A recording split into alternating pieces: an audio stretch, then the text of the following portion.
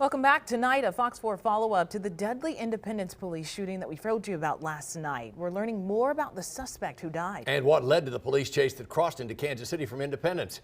Fox 4's Reagan Porter joins us from where it all started near Sterling and 23rd in Independence.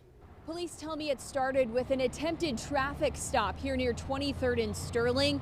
At this point, we know the vehicle had an expired temp tag.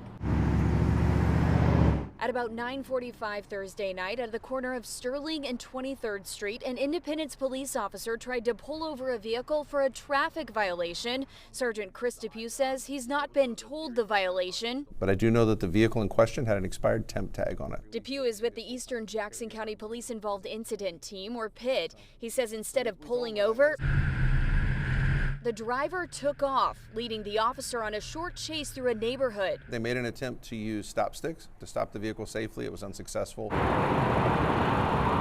The chase ended on 23rd Street, about 2.5 miles from the attempted traffic stop. Depew says the suspect crashed into another vehicle under 435.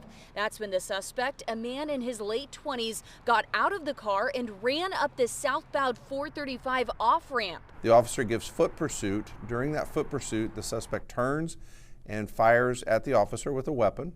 The officer returns fire, striking the suspect. Depew says despite life-saving attempts, the man died on scene. A family of 4 was in the car the suspect hit, including a baby. Police say they're now out of the hospital and will be okay. The suspects we're chasing are not going to be trained drivers. It's just a dangerous situation. So it's a very delicate balance to set policy for an agency, and each chief sets their own policy as to what that is. It goes from the strict to the permissive, and it's up to each chief and their community as to what they're comfortable with. Depew says the officer has been placed on administrative leave, which is routine in these cases. Reagan Porter, Fox 4, working for you.